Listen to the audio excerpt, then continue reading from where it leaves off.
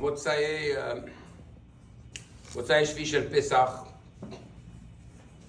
one of the greatest גדולי הדור passed away, left us, Rabbi Meir Mazouz, זכר צדיק לברכה, גאון הגאונים, a great genius in all aspects of Torah. Rabbi Mazouz, who was born in Tunis on the date of the 13th of Nisan, so he just celebrated his 80th birthday. In his childhood, at 17 years old, he was already a Magid Shiur. His father, Rabbi Mazouz, was killed by the Arabs. He was a tremendous Gaon and had a very specific shita, a very specific way of learning, derech halimud, which was particular to him and kept the Sephardic tradition in learning. What's very interesting on a personal basis is that it must have been now in the last, actually on the 25th of Adar, we had a Farbrengen right here with Rabbi Pinson from Nice, which was a chavruta, and learned with Rav Meir Mazouz, Ibadel Chaim Tovim, Rav Pinson. So we spoke a lot about the derech halimud, the way of learning of Sephardic, versus the way of learning of other yeshivot, which are not Sephardic. This is something I've been researching for years.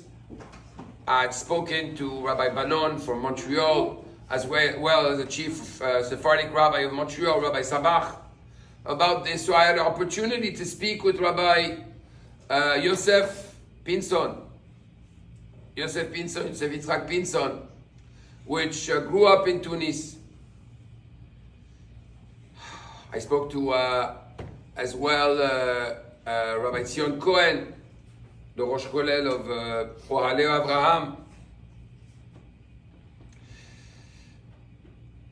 Rabbi Mazouz was, Rabbi Chama Yosef said that there are two people that he knows that are really Beki'im B'Shas, that really know the whole Talmud. Which means for his level, to say that they know the whole Talmud, one of them is Rabbi Mazouz. Rabbi Mazouz, yeah. Who was the rabbi of the Tunisian. I remember being in yeshiva in Israel. Unfortunately, I didn't have the zchut to learn in Kisei Rahamim. But it was always known that when it comes to diuk, to precision in anything that has to do with grammar, psukim, te'amim, depth and charifut, sharpness in every area of the Shas, you turn to Rabbi Mazouz. I have a video, a year ago, I did a tour of different Gedolei Israel, Rabbi Edelstein, Rabbi Yitzchak Shaul Kanievsky, the Yenuka, and I went to see as well Rabbi Mazouz. Was supposed to be there for 5 minutes. I ended up being there 15-20 minutes in a whole discussion about the Rambam. As soon as I came in, I saw a picture of the Rebbe, and we know that Rabbi Mazouz, his wife, got sickness, and she went into a deep coma for 2 weeks, and the doctors gave up on her. And I think it was Rabbi Weintraub, which was by dollars by the Rebbe, and asked a special bracha for his wife. And the Rebbe said, Refuah krova lavo. And 2 days later, she got out of the coma. Rabbi Mazouz traveled from Israel to thank the Rebbe and get a bracha. The Rebbe gave him $9. He didn't understand why $9. She lived another 9 years. So what exactly is that shita in limud? And what is it different? Rabbi Pinson explained to us that the way you had to prepare yourself in order, first of all, this type of shita seems to be more adequate for a smaller group of students. He said you had to prepare the Gemara by yourself. There was no such thing as reading a Rashi or a Tosfot and having a reference to a Gemara without learning in depth the reference of Tosfot in that Gemara al-Atar on the place.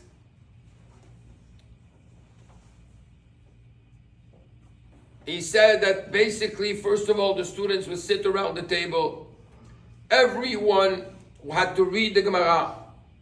Only Gemara, only Mishnah, then Mishnah and Gemara. And everybody started that they read, each student read the Gemara. They would start reading it again. No Rashi, no Tosfot. And each student would come up with questions. Why the Gemara is asking a question? Why did the Mishnah say this and not that? What is the Mishnah talking about? So when I discovered this shita, I once did it with students, which actually a few of them are Talmidei Chachamim Muflagim today. And what we did is we sat around the table and I did exactly that. It's extraordinary to see how when you learn this way, this person comes up with a question of Tosfot, the other one comes up with a question of the Pnei Yeshua, the other one comes up with the question of the Marsha, and each one finds his piece. I was speaking this week. This week I went to my Rosh Yeshiva in Miami Beach on Thursday to visit a member of the community which was in the hospital, should be well, to get his Sefer on Kiddushin. And we spoke about this whole, about Rabbi Mazouz and the Shita and Limud. We didn't know that this was all going to happen so fast. So that Shita and Limud is that you sometimes they would spend on an Amud a whole week, he told me. A whole week, just exam, and they did the whole Shas like this, in such a depth. In Tunis, there was one of the ways to be tested was obviously the famous needle test. You put a needle through the Shas, and exactly that word on each page, you have to know exactly what word it is. And the way to learn Shulchan Aruch after learning Shas in such a way is a completely different way. Rabbi Yitzchak Yosef today, which was profusely crying, sobbing, and said Rabbi Mazouz asked that he should not be eulogized, not by the burial, not by the Shiva, and not by the Shloshim. He said you have to understand that because of his charifut, because of his depth in learning, his amkut, his amka, he was a tremendous amkan. He went very, very deep in very being precise in the words of the Gemara. He was able to come up with svarot, with a reasoning which was of the quality of the svarot of the Rishonim, to answer questions that a lot of other rabbis were not able to answer. So one of the reasons of my tour of Gedolei Israel last year before Purim was the 40 years and the end of the 44th cycle of learning the Rambam 3 chapters a day. And I'll just note that when I was by Rabbi Yitzchak Shaul Kanievsky, Sheyichyeh, he got very, very excited about the Takana. It says that he himself learns 3 chapters of Rambam and finishes the whole Rambam every year, 11 months. So when I went to see Rabbi Mazouz, at the beginning of this Sefer that you can purchase, which is called Pardes HaMelech.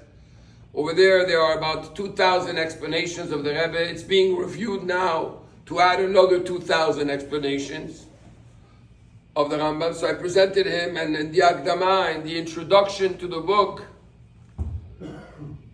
it says concerning the fact that Rabotenu Nesienu, the Rebbes of Chabad, of Kabbalah, that the Rambam was a Mekubal, he was a Kabbalist. Now, it's true that this seems to contradict what it says in Shara Gilgulim, page 36, where there it says that Moshe ben Rabbi Nachman, which is Nachmanides, he openly learned Kabbalah, while the Rambam lo zacha lechochmazo, he did not zoche, supposedly according to. But the Rebbe said that yes, he did learn Kabbalah, and the proof is in the first words of the Rambam. The first words of the Rambam is Yesoda Yesodot v'Amud HaChochmot, the pillar of all pillars and the foundation of all foundations and the pillar of all wisdom is to know that Sheisham Matzur Rishon, that there's a first existence, and everything that exists from heaven and earth and whatever is between them exists only from his existence. It's verbatim what it says in the Zohar Kadosh in Aramaic. And like this, they have many proofs.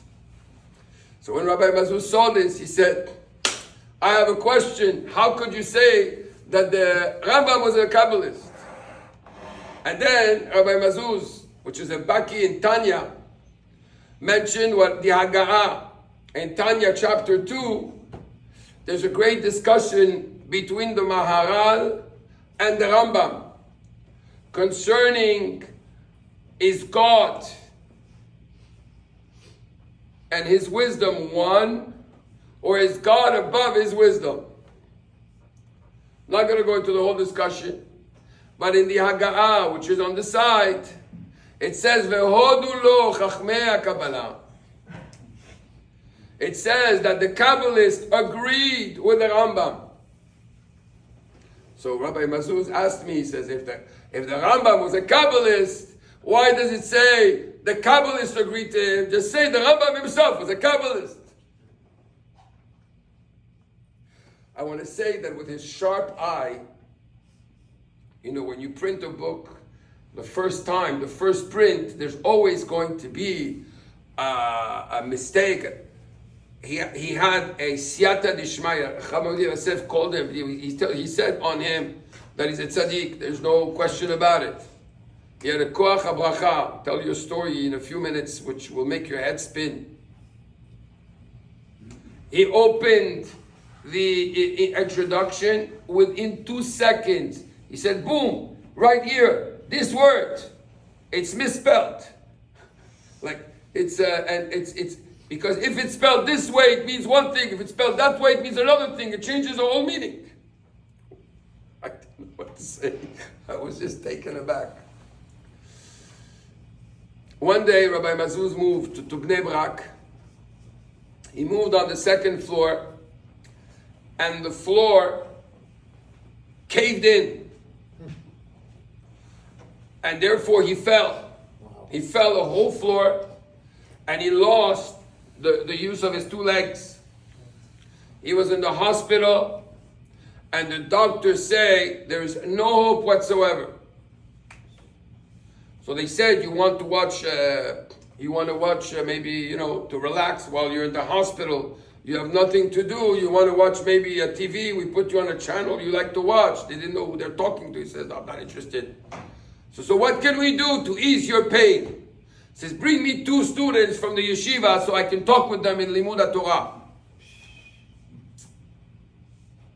2 students came. And for him, Mamash Tiem Chayenu Ve'orach Yamenu is Pshuto Kemashmao. It's really like this. He got excited in Limud HaTorah and really got very, very, very excited. For an hour and a half, he didn't feel his pain. He was just... He went to sleep that night. Abaye and Rava came in his dream. And they said to him, Abaye and Rava are the two giants of the Talmud, mentioned in the Talmud about 2,000 times. They argue about 500 times, and the halacha is only like Abaye in 6 or 9 times, depending on which machlokot you're going to say. And the rest is like Rava. And they said tomorrow the doctors are going to go in a meeting. They're going to say one leg we're able to save completely. The other leg, not completely, but most of it. V'kachaya, the next day, the doctors had an appointment, and exactly what Abai and Rava told him. Somebody came up to him and asked him, is it true, this story and everything? And he said in Anava, yes. He had a very, very strong opinion about Eretz Yisrael. He is the only one of Gedolei Yisrael that did not care about the public opinion, didn't care about politics, didn't care about the subsidizing of the government that wanted to give land for peace. And he paid for it, big time. Even in his way of his opinion, he went against others because what he believed. So, I will say personally, I mean, I'm a nobody in the relationship that I had with him. Honestly, I wish Alvai, Aiti Zoche, but the loss for Am Yisrael of somebody that's in the pshat, not building towers of smoke, but in the pshat that everything fits in the pshat and fits and having somebody that's clear in all parts of Torah, that gives a real derech halimud, a real path of how to learn and how to go into depth. It's a big loss for Am Yisrael. But I'm sure that Bezot Hashem Yitbarach says, 70 shana ve'im bigvuot shemonim shana. The life of a person is 70 years. And if he merits 80 years, he completed exactly 80 years. And right after Pesach, his father was a tremendous tzaddik, a tremendous Talmid Chacham. And Bezat Hashem, his chut should accompany us, and we should merit Bezat Hashem, the Geulah Shlema, with Mashiach. Amen.